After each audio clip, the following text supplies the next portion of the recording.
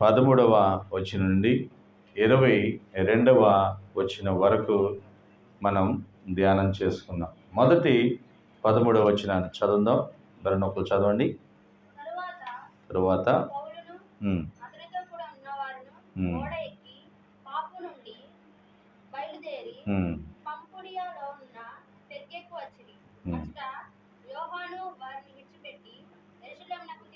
తిరిగి వెళ్ళాను. యెరూషలేములకు తిరిగి వెళ్ళాడు. ఎందుకు వెళ్ళాడు అనేది బైబిల్లో రాయబడలేదు. కానీ పౌలు అతనితో ఉన్నవారును వాడికి పాపు నుండి బయలుదేరి పంపులియాలున్న పెర్గే అనే ప్రాంతానికి వచ్చారు. ఇప్పుడు పంపులియా అంటే ఎక్కడ ఉందంటే ప్రస్తుతం టర్కీకి అనే దేశంలో దక్షిణంగా ఒక ప్రాంతం. అక్కడ ఈ పెర్గే ఉంది. దాని కాడి నుంచి కొద్దిగా సముద్ర తీరం నుంచి కొద్దిగా దాదాపు ఒక 20 కిలోమీటర్ల దూరంలో వీళ్ళు ముందుకు సాగినట్లుగా మనం చూడవచ్చు. ఆ పెర్గేకు వెళ్ళారనమాట. అంటే సముద్ర తీరం గుండా వెళ్ళారు. ఆడికి వెళ్ళిన తర్వాత మార్కు అను మారు పేరు గల యోహాను వీళ్ళని విడిచిపెట్టి యెరూషలేముకి వెళ్ళిపోయాడు. ఎందుకనేది బైబిల్లో రాయలేదు. బహుశా ముందు మనకు అర్థం అవ్వచ్చు. ఇది పరిచర్యలో మిషనరీ ప్రయాణం. పౌలుకి మిషనరీ ప్రయాణం. ఈ మిషనరీ ప్రయాణంలో ఆయన తిరుగుతూ ఉన్నాడు. ఆ ప్రయాణంలో వీడు బయలుదేరి వెళ్ళారు. 14వ వచనం చదవండి. అప్పుడు బయలుదేరి పిసిదియాలోనున్న అంతియొకయకు వచ్చిరి. వెళ్ళి ఇక్కడ మనం చూస్తున్నాం అంతియొకయ. ఈ అంతియొకయ మనం మొదటి నుంచి సంఘం ప్రారంభమైంది అంటున్నాం కదా. ఆ అంతియొకయ కాదు. అందుకే ఇక్కడ క్లియర్గా రాశాడు పిసిదియాలో ఉన్న అంతియొకయ. ఇదొక వేరు. ఆ సమయంలో ఇంచుమించుగా అంతియొకయ అనే పేరు గల ప్రాంతాలు 16 ఉండేవంట. ఎన్ని ఉండేవి? 16 ఉండేవి. ఈ అంతియొకయ దాదాపు పెర్గేకు ఉత్తరాన దాదాపుగా 160 కిలోమీటర్ల దూరంలో ఉందంట. ఎన్ని కిలోమీటర్ల దూరం? ఇప్పుడు పెర్గేకు వచ్చారు వాళ్ళు. పెర్గే నుంచి వీళ్ళు ఎక్కడికి వెళ్ళారు? 160 కిలోమీటర్లు. మళ్ళీ అక్కడికి అంతియొకయ అంటే పిసిదియాలో ఉన్న అంతియొకయకు వెళ్ళి అక్కడ ఏం చేశారంటే విశ్రాంత దినాన యోధా సమాజ కేంద్రానికి వెళ్ళి కూర్చున్నారు. ఇదొక విశ్రాంతి దినం రాగానే ఎక్కడైతే సమాజ మందిరాలు ఉన్నాయో అక్కడికి వెళ్ళి కూర్చుని దేవుని వాక్యాన్ని ధ్యానించడం, దేవుని వాక్యాన్ని వినటం అనేది అలవాటు. మరి అప్పుడు అంతియొకయలో యూదులు ఉండేవాళ్ళు. యూదులు ఎక్కడైతే ఉంటారో అక్కడ సమాజ మందిరాలు ఉంటాయి. వాళ్ళు వారి యొక్క మత ఆచారాన్ని బట్టి ఖచ్చితంగా విశ్రాంతి దినం కూడుకుని ధర్మశాస్త్రంలో ఉన్న కొన్ని వాక్యాలను ధ్యానిస్తూ ఉంటారు. అది ఒక అలవాటు అనమాట వాళ్ళకి. అది అప్పటి నుంచి అలవాటుగా ఉంది. ఇది యేసుక్రీస్తు వారు కూడా చేశాడని మనం బైబిల్ గ్రంథంలో చూడవచ్చు. ఒకసారి మత్తయి సువార్త 4వ అధ్యాయం 23వ వచనం త్వరగా తీసి చదవండి. 4వ అధ్యాయం 23వ వచనం. యేసు వారి సమాజ మందిరములలో బోధించుచు దేవుని రాజ్యమును గురించిన సువార్త ప్రకటిస్తున్నాడు. ఎవరి సమాజ మందిరాల్లో అంటే యూదుల యొక్క సమాజ మందిరం. ఇది ఒక అలవాటు. ఈ అంతియొకయలో అంటే ఎక్కడైతే ఈ పిసిదియాలోని అంతియొకయ ఉందో అక్కడ ఒక సమాజ మందిరం ఉంది. ఆ సమాజ మందిరంలో ఈ పౌలు వీళ్ళెళ్ళి కూర్చున్నారు. కూర్చునే వారికి అక్కడ ఏంటంటే క్రొత్తవారు ఎవరు వచ్చినా అక్కడ సంఘ ఆ రోజు ఎవరైనా క్రొత్త వారు కనపడితే సహజంగా అడుగుతారు.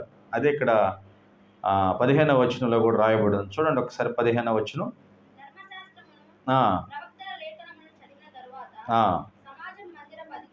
అధికారులు, సహోదరులారా, ఏదైనా బోధవాక్యమును, హెచ్చరికనైన మాటలు చెప్పాలని మీకు ఉంటే రండి అని ఆహ్వానించారు.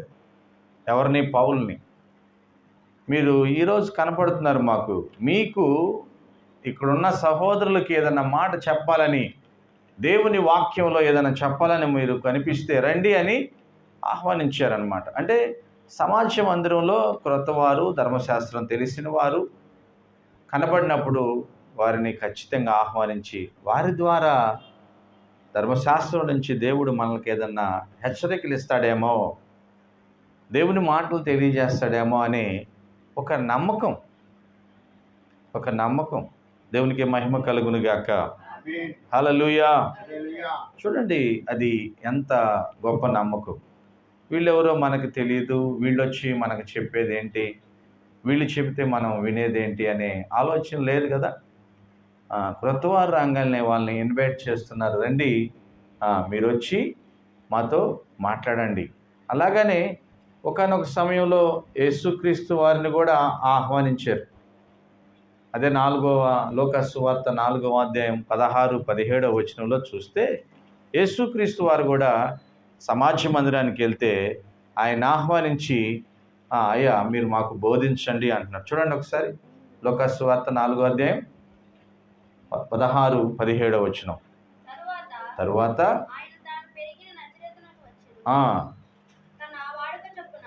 వాడుక చొప్పున విశ్రాంతి దినమున ఏందంట, విశ్రాంతి దినంకి వెళ్ళటం అది అలవాటు. అది ఒక అలవాటు చొప్పున యేసుక్రీస్తు వారు ఆ విశ్రాంతి దినమున సమాజ మందిరానికి వెళ్తే యెషయా గ్రంథము, అది ఆయనకేమి ఇచ్చారు? యెషయా గ్రంథపు చుట్టను ఇచ్చారు. అంటే బైబిల్ ఈరోజు మనం 66 పుస్తకాలు ఉన్న బైబిల్ మన చేతిలో ఉంది. కానీ ఒకానొక సమయంలో ఇన్ని కలిసి లేవు, ప్రతిదీ విడివిడిగా ఉన్నాయి పుస్తకాలు. ప్రవక్త గ్రంథాలు కొన్ని, మోషే రాసిన ధర్మశాస్త్రం చుట్టలు. అలాగనే యేసుక్రీస్తు వారు ఉన్న సమయంలో యెషయా ప్రవక్తల గ్రంథాన్ని ఆయన చేతికి ఇచ్చారంట. చదవమ్మా.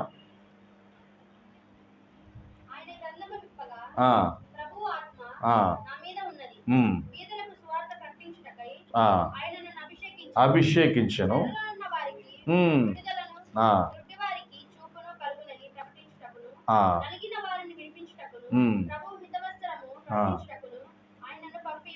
అది దూరికెను. ఏదైతే దేవుని పిలుపు, దేవుని ఉద్దేశం ఉందో యేసుక్రీస్తుకి ఆ మాటలే కనబడ్డాయి. ఆ నమ్మకం అన్నమాట. యోధులు విశ్రాంతి దినాన్న సమాజ మందిరంలో కూడుకోవటం, దేవుని వాక్యాన్ని ధ్యానించడం. దేవుడు నాతో ఏమైనా మాట్లాడతాడేమో, ఈరోజు నా జీవితం సరిచేసుకునే గొప్ప జీవపు మాట ఏమైనా వస్తుందేమో. హల్లెలూయా.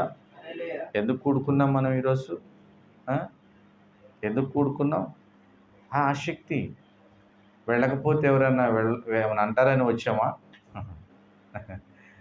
అలా రాకూడదు. వెళ్ళకపోతే కాదు, ఈరోజు వస్తే దేవుడు నాతో ఏమైనా మాట్లాడతాడేమో, లేదా నాకున్న పరిస్థితిని నా సహోదరులకు కలిపి అందరం కలిసి ప్రార్థన చేస్తే నా కుటుంబానికి, నా వ్యక్తిగత జీవితానికి దేవుడు సరైన క్రమంలోకి తీసుకొస్తాడు అనే ఒక నమ్మకం. కూడుకొనుట మేలుకే, కీడుకైతే కాదు. ఆమేన్. ఆసక్తితో చూడండి. మరి గురువయ్య గారు ఆ చివరి నుంచి చివరికి వారు చినుకులు పడుతూనే ఉండి నడుచుకుంటూ వచ్చాడు. మళ్ళీ సేఫ్టీ కోసం కండవ కూడా తెచ్చుకున్నాడు. ఒకవేళ వర్షం వస్తే నేను మళ్ళీ తడవకుండా వెళ్ళాలి. ఆసక్తి ఏమొస్తుంది? ఏదో నేను వెళ్తే దేవుడు నాతో మాట్లాడతాడు. నేను కూడా ఆ పిల్లల కోసం ప్రార్థన చేయొచ్చేమో, కాసేపు ఆ దేవుని ప్రసన్నత నేను ఆనందించవచ్చు. అది అలవాటైపోవాలి. ఆకలి అలవాటైందా లేదా మనకి? ఏమండి, ఆకలి అలవాటైందా? అలవాటైపోయింది. ఆకలి అలవాటు అవటమే కాదు, 12 దాటిన తర్వాత 2 లోపు తినకపోతే పిచ్చి పెట్టినట్టు అనిపించింది కదా మధ్యాహ్నం. ఇంకా అది అలవాటు అయిపోయింది, ఆకలి అవ్వకపోయినా తినేసేయాలి. అలాగే కూడుకొనుట కూడా అలవాటుగా ఉండాలి మనకి. ఆనాడు యేసుక్రీస్తు వారు ఉన్న సమయంలో కూడా విశ్రాంతి దినం కూడుకోవటం అలవాటుగా మారిందంట.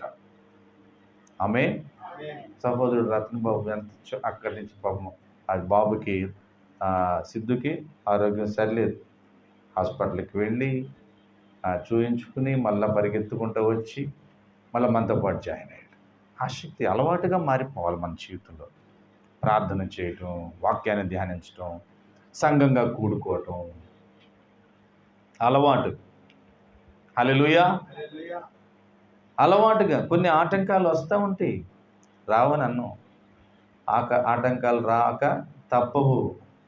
దేనివల్ల ఆటంకం వస్తుందో దాన్ని తీసి కట్ చేసి సముద్రంలో పడేయి అన్నాడు కదా, అంతేనా ఉంది బైబిల్లో?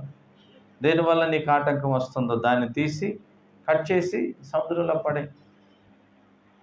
తిరగల రాయి ఆ వ్యక్తికి తిరగల రాయి గట్టి ఎత్తి సముద్రంలో పడేయమంటాడు, మళ్ళీ లెగవకుండా. ఆటంకములు రాక తప్పవు. బాగా బాధగా ఉంది, వెళ్ళాలనిపించట్లా, కానీ వెళ్ళాలి, అలవాటు అయిపోయింది. వెళ్ళాలి, ఆటంకాన్ని విడిచిపెట్టి రావాలి మనం బయటికి. ఎందుకంటే దేవుడు నీ కోసం ఏం దాచుంచాడో ఈరోజు. ఆమేన్, హల్లెలూయా. దేవుడు నన్ను ఏం ఉజ్జీవపరచబోతున్నాడో, నా నోటి ద్వారా ఎవరి కొరకు నేను ఈరోజు ప్రార్థన చేయబోతున్నానో అదొక పరిచర్య. ఆమేన్.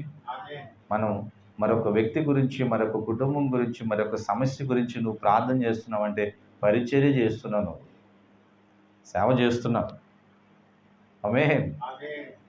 అప్పట్లోనే అది ఒక అలవాటుగా ఉండేది. చూడండి, ఇక్కడ 14వ అధ్యాయంలో కూడా ఇకోనియాలో జరిగింది ఏమంటే, వారు కలిసి యూదుల సమాజ కేంద్రంలోకి వెళ్ళి చాలా అమోఘంగా మాట్లాడారు. యూదులకేమి గ్రీకు దేశస్థులకు యేసు ప్రభు అని నమ్మారు. 14 అపోస్తలుల కార్యం 14 అది అలవాటుగా మారిపోయింది. ఎక్కడైతే సమాజ మందిరం ఉంటుందో ఆడికి వెళ్ళిపోతున్నారు, ఆడికి వెళ్ళి వాక్యాన్ని బోధిస్తున్నారు. ఆ వాక్యం బోధించడం వల్ల, వారి అలవాటుగా ఉండటం వల్ల అనేక మంది యేసుక్రీస్తే ప్రభు అని నమ్మారంట. ఆమేన్, హల్లెలూయా. నీ జీవితంలో కొన్ని అలవాట్లు కొంతమంది జీవితాలను మార్చివేస్తాయి. నీ జీవితంలో కొన్ని అలవాటుగా చేసుకుంటే మంచివి, దేవునికి ఇష్టమైన అలవాటు చేసుకుంటే కొందరికి ఆశీర్వాదకరంగా నీ జీవితం ఉంటుంది. ఆమేన్. నీ కుటుంబ జీవితం కూడా, నీ కుటుంబ జీవితానికి కొన్ని దేవునికి ఇష్టమైనవి నీ జీవితంలో అలవాటుగా చేసుకుంటే ఒక బలమైన సాక్షిగా నువ్వు మారిపోతావు. హల్లెలూయా. ఒక బలమైన సాక్షిగా. కొంతమంది భక్తులు, మిషనరీస్, వారి యొక్క సేవ ఈరోజు భారతదేశాన్ని వెలిగించింది.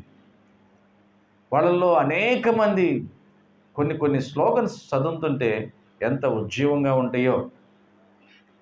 కొందరు రాశారు, ఒక వ్యక్తి విశ్వాసిగా మారిన తర్వాత, లేదా సేవకుడిగా మారిన తర్వాత, లేదా ఒక సువార్థికుడిగా సేవ చేయడానికి పూనుకున్న తర్వాత అతను ఎప్పుడైనా పడిపోయాడు అంటే పడిపోవడానికి కారణం ఏం తెలుసా? 10 సార్లు ప్రార్థన చేయాలనుకుంటాడంట, 9 సార్లు మానేస్తాడంట. 10 సార్లు ప్రార్థన చేయాలి అనుకున్నాడంట, 10 సార్లు చేయడు, 9 సార్లు మానేస్తాడంట. ఆ 9 సార్లు మానేయటమే క్రైస్తవ జీవితం దిగజారిపోవటానికి, లేకపోతే తన వెలిగించబడాల్సిన జీవితం ఆరిపోవడానికి కారణమవుతుందంట. ఎంత గొప్ప మాట కదా! ఈ మాట ఈరోజు మనతో మాట్లాడటానికి దేవుడు నిన్ను పిలిపించాడు. హల్లెలూయా. నీకు అలవాటుగా చేసాడు. మనం కూడుకుంటున్నప్పుడు దేవుడు మనతో మాట్లాడతాడండి. దేవుని ఆత్మ మనతో మాట్లాడుతుంది. ఆమేన్. చెవి గలవాడు ఏం చేయాలి? చెవి గలవాడు చూడాలి. చెవి గలవాడు వినును కాక. ఆసక్తి నీ జీవితంలో, నా జీవితంలో ఆసక్తి ఉంటే చాలు. అలవాటుగా మారితే చాలు. ప్రార్థన అలవాటు కావాలి, బైబిల్ ధ్యానం అలవాటుగా మారాలి, సమాజంగా కూడుకోవటం అలవాటుగా ఉండాలి. ఆమేన్. సమాజంగా కూడుకోవటం అలవాటుగా మారితే పౌలు వెళ్ళినప్పుడల్లా కొందరు ఆ వాక్యాన్ని విని యేసుక్రీస్తే ప్రభువుని ఒప్పుకున్నారంట. హల్లెలూయా. నీ అలవాటు కొన్ని సమయాల్లో నీ భయంకరమైన విపత్తు నుంచి కూడా నేను తప్పించి వేస్తుంది, తెలుసా? భయంకరమైన విపత్తు. ఇప్పుడు మనకు తెలుసు, మన ముస్లిం సహోదరులు వాళ్ళకు ఒక అలవాటు ఉంది. ఏంటది? నమాజ్. 5 రోజు ఖచ్చితంగా ఆ సమయానికి ఏం చేస్తారు? చదువుతారు అంతే. ప్రపంచవ్యాప్తంగా వారు అలవాటు చేసేసుకున్నారు. తుఫాన్ రాని, ఇంకొకటి రాని, ఏదైనా రాని, ఆ సమయంలో కొందరు పెద్దలు అక్కడికి వెళ్ళి ఖచ్చితంగా చదువుతారు. ఏమండి, మరి నా జీవితానికి ఏది అలవాటు అయింది? కూడుకోవటం అలవాటుగా చేసుకున్నావా? ఆటంకం చిన్నది వస్తే చాలే ఆగిపోదాం అనుకుంటున్నావా? అలవాటే నీ జీవితాన్ని, నీ వ్యక్తిగత జీవితాన్ని, కుటుంబ జీవితాన్ని ఓ బలమైన సాక్షిగా మారుస్తుంది. హల్లెలూయా.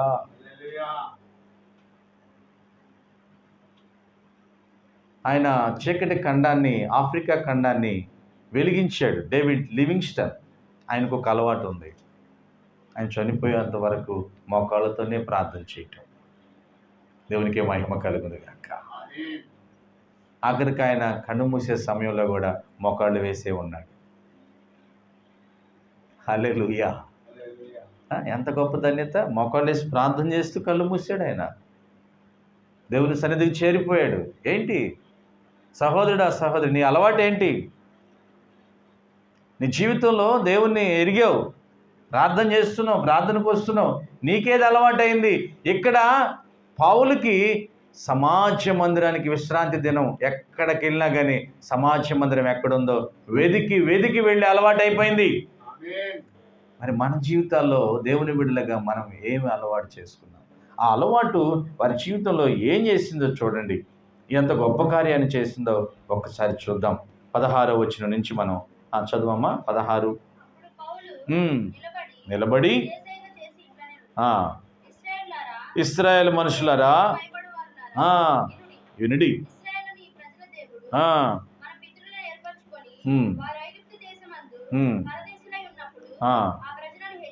హెచ్చించి ఇంచుమించు అరణ్యములో వారి చేష్టలను సహించాడు. మరియు నాశనం చేసి వీరికి వారసత్వంగా పంచి ఇచ్చేశాడు. చూడండి ఎన్ని విషయాలు చెప్పాడు. ఆది కాండము నుంచి యెహోషువ గ్రంథం వరకు ఏం జరిగిందో మొత్తం చెప్పేస్తున్నాడు. ఒక 3-4 వచనాల్లో పౌలు లేచి నుంచున్నాడు. ఒకసారి అలాగా చేతులు ఊపాడు. అందరు నిశ్శబ్దమైపోయారు. ఒకే మాట అన్నాడు, దేవుడంటే భయభక్తులు ఉన్నవారులారా వినండి. ఆమేన్. ఉత్సాహపరిచాడు. వినండి, ఇశ్రాయేలు ప్రజల దేవుడు మన పూర్వీకులకు ఎన్నుకున్నాడు, మన పితరులను ఎన్నుకున్నాడు. ఎంత ఎన్నుకున్నాడంటే ఈ ప్రజలు ఈజిప్ట్ దేశంలో విదేశీయులుగా ఉన్న కాలంలో ఆయన వారిని ఉన్నత స్థితికి తెచ్చి మహాబలము చేత అక్కడి నుంచి తీసుకుని వచ్చాడు, విడిపించాడు. బానిసత్వం నుంచి, బంధకాల నుంచి విడిపించాడు, ఉరి నుంచి విడిపించాడు. ఆయన భుజాల మీద తీసుకుని వచ్చాడు. గ్రద్ద మోసినట్లుగా ఇశ్రాయేలు ప్రజలను ఆయన తీసుకొచ్చాడు. ఎలాగా? పగలు ఎండ దెబ్బ తగలనేలేదు, రాత్రి వెన్నెల దెబ్బ తగలనేలేదు. ఆకలైతే ఆహారాన్ని, మన్నానిచ్చాడు. అయ్యో ఇదేనా మన్నా, ఎప్పుడు ఇదేనా తినేది మేము అంటే పూరీలను పంపించాడు. పక్షులు అవి, మాంసం. ఏంటి ఇదేనా నీళ్లు అంటే బండ నుంచి మధురమైన జలాన్నిచ్చాడు. ఇన్ని చేసినా కానీ వారు ఎప్పుడు సనుగుతూ ఉన్నాడు, గొనుగుతూ ఉన్నారు. దేవునికి వ్యతిరేకంగా, మోషేకి వ్యతిరేకంగా మాట్లాడుతున్నాడు. ఓర్చుకున్నాడు. హల్లెలూయా.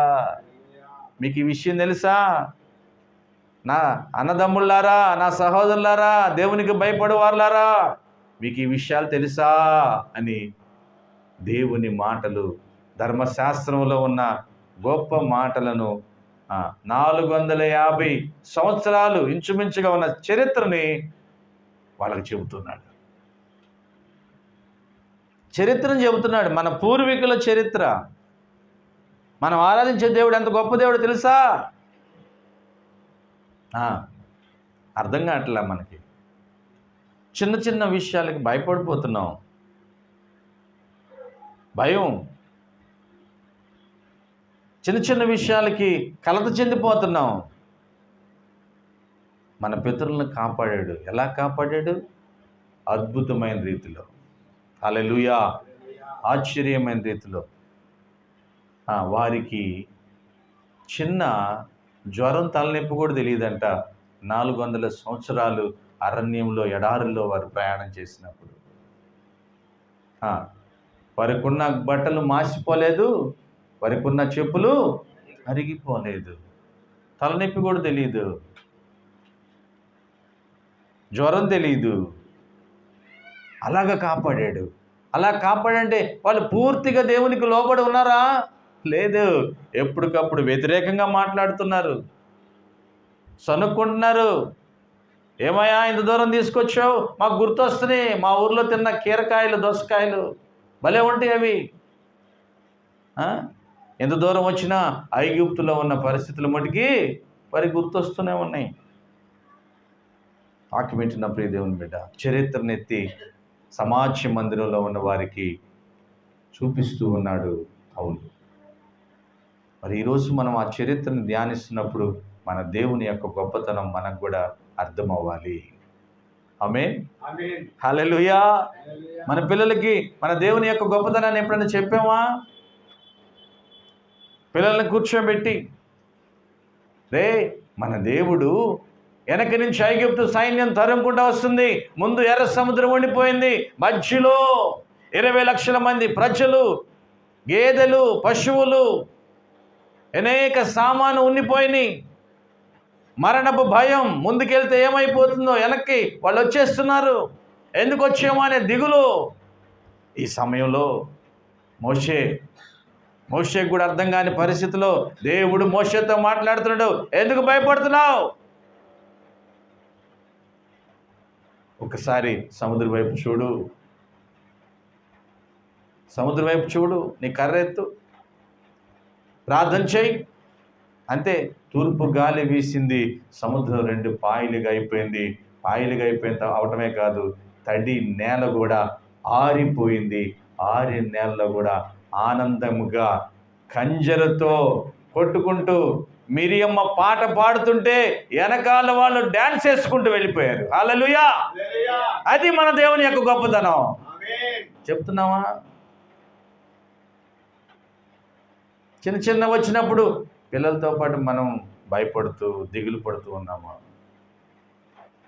పౌలు ఉత్సాహపరుస్తున్నాడు సమాజ మందిరంలో ఉన్న వారిని. ఆమేన్. అందరూ చెప్తాం హల్లెలూయా. 450 సంవత్సరాల చరిత్రని పౌలు వాళ్ళకి చెబుతున్నాడు. అదే కాదు, కానాను దేశానికి తీసుకువెళ్ళి మరి ఈ ప్రజలందరినీ కానాను దేశంలో ఉంచాలంటే అక్కడ అప్పటికే 7 జాతుల వారు ఉండిపోయారంట.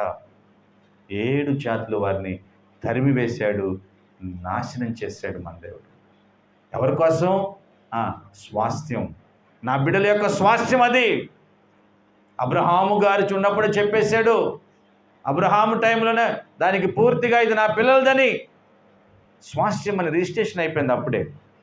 మన భాషలో చెప్పాలంటే అది మన భూమి, ఎవరు ఉండడానికి లేదు అక్కడ. ఎందుకున్నారని తరివేసేశారు వాళ్ళని. చూడండి ఎంత గొప్ప దేవుడు మన దేవుడు. ఆమేన్. తర్వాత 20 వచనం. ఇంచుమించు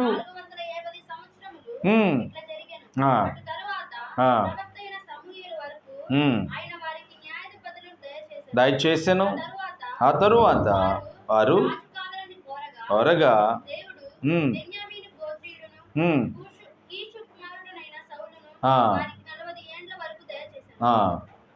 తరువాత తొలగించి దావీదును ఏర్పరచను మరియు కనుగొన్నాను అతడు నా ఇష్టానుసారమైన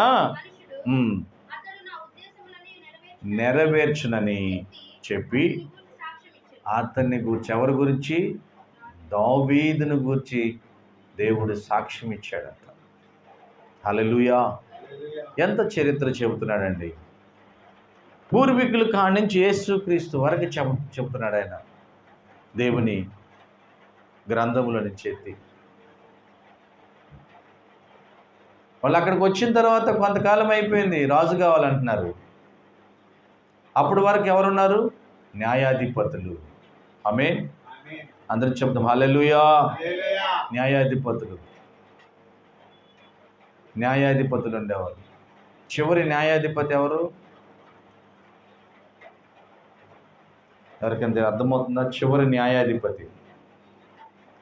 మనకి చివరి న్యాయాధిపతి ఎవరు? పాత నిబంధన గ్రంథం ఎవరు? సమూయేలు. మొదటి ప్రవక్త ఎవరు? మోషే. హల్లెలూయా. అక్కడికి న్యాయాధిపతుల సమయం అయిపోయింది. వాళ్ళు రాజు కావాలన్నారు. వద్దురా బాబు, రాజు అంటే మాకు కావాలన్నారు. సౌలుని ఏర్పాటు చేసుకున్నాడు, రాజుగా చేశాడు. తర్వాత సౌలుని తీసివేశాడు. తర్వాత యెషయా కుమారుడైన దావీదుని ఎన్నుకున్నాడు. దావీదుని గురించి దేవుడు అంటున్నమాట, ఇతను నా ఇష్టానుసారమైన, నా హృదయం అలాంటిదా, అతని హృదయం కూడా అలాంటిదే, నా ఉద్దేశాన్ని నెరవేరుస్తాడని దావీదుని రాజుగా చేశాడు. వాక్యం పెట్టిన ప్రియ దేవుని బిడ్డ, అలవాటు మన జీవితంలో అనేక మందికి ఆశీర్వాదకరంగా మారుతుంది. ఆమేన్. ఒక అలవాటు. ఈరోజు దేవుడు నీతో మాట్లాడుతున్నాడు.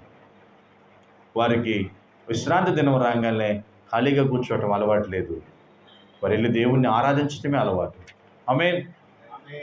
ధర్మశాస్త్రాన్ని బోధించడం అలవాటు. దేవుని వాక్యాన్ని వినడం అలవాటు.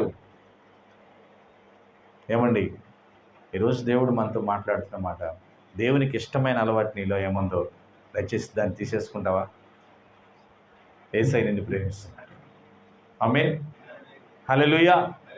దేవునికి ఇష్టం లేని అలవాటు నీలో ఏముందో తీసివేసుకుంటావా? దేవునికి ఇష్టమైన అలవాటు చేసుకో.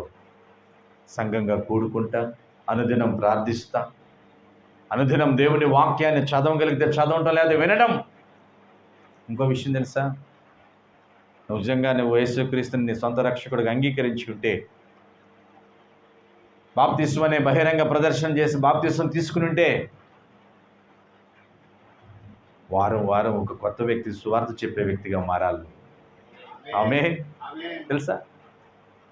ప్రతి వారం ఒక కొత్త వ్యక్తికి, ఎప్పుడు దేవుని వాక్యాన్ని వినని వ్యక్తికి యేసయ్య దేవుడు అని సువార్త చెప్పాలి. ఒక 5గురిని పేర్లను జ్ఞాపకం చేసుకుని ప్రతిరోజు ప్రార్థన చేయాలి. ఇది ఒక పని, ఇది అలవాటుగా నీ జీవితంలో మారితే దేవుని రాజ్యం విస్తరించే పనిలో నువ్వు ఉన్నావు. నేను చేస్తే నేను ఉన్నా. హల్లెలూయా. ఇది అలవాటుగా మారాలి మన జీవితంలో. ఈరోజు పనికిమాలిన అలవాట్లు చాలా వచ్చినాయి. ప్రియ సహోదరుడా, సహోదరి, పనికిమాలిన అలవాట్లు మారేసి దేవుని రాజ్యం విస్తరించే ఆ పనిలో మంచి అలవాట్లు చేసుకుంటే ముందుకు సాగాలని తెలియజేస్తూ ఈ కొద్ది మాటలు ముగిస్తాం. దేవుడు మనందరిని దీవించును గాక.